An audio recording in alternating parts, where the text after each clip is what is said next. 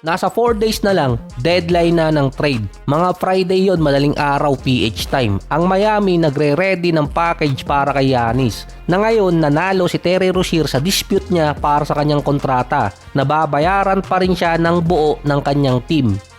Dahil doon, pwede na siyang gamitin bilang trade package at salary dump ng Miami Heat. Ang problema lang kung willing ang team na kukuha sa kanya na i-take yung legal cases ni Rozier. Na ang way lang naman doon, i-waive siya at bayaran ng kontrata or intayin ang end of season pagdating ng July. Ang proposal ng Miami papuntang Bucks sina Hero, Kilelwer, Terry Rozier, isa or dalawa pang young player plus multiple first round pick.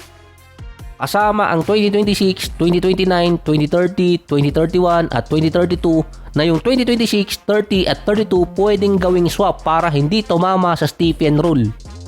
Dito kasi tinalo ng Golden State yung Miami Heat sa offer papuntang Bucks dahil wala namang isuswap ang Miami Heat dito sa Bucks dahil wala naman silang first rounder.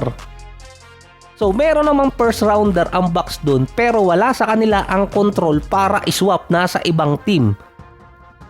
Kaya based din kay Sham kung padamihan ng draft picks lamang doon ang Golden State kung kalaban nila ay Miami Heat. Pwera na lang kung yung ibang team katulad na lang ng San Antonio. Ang pwede pang idagdag ng Miami para sa package, isama si Wiggins para overall rehaul ang mangyayari sa Miami. Dahil kung pati si Wiggins bibitawan, malaking epekto yun sa lineup nila. Pero based din doon, makakakuha ng player ang Miami mula sa Milwaukee Bucks. Kasama si Thanasis at isa pa sigurong role player.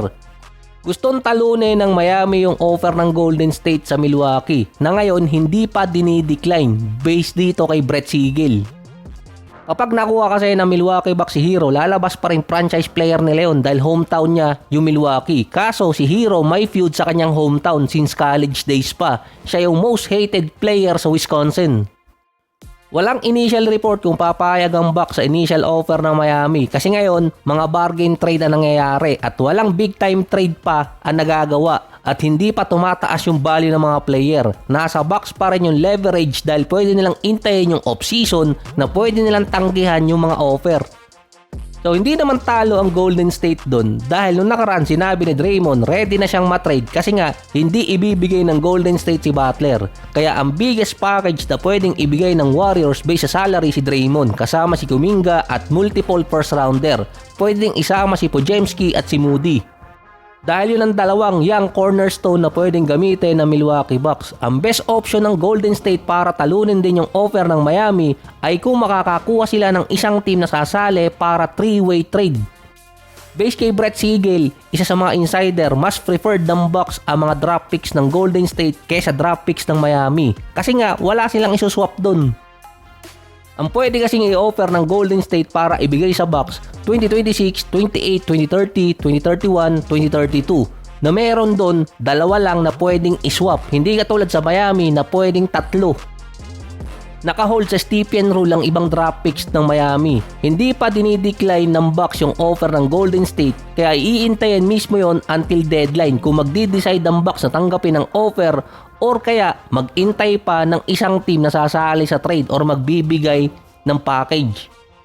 Hindi porket frontrunner ang Golden State pagdating sa trade kontra sa Miami, Knicks at Minnesota, sila na ang pinaka-best fit na team sa kanya.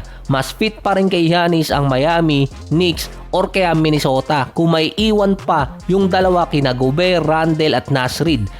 Sa apat na teams na yan, ang Warriors ang team na hindi fit kay Giannis at kung makukuha nila, kailangan nila siguro magpalit ng coach dahil nasanay si Giannis na may kasamang sentro.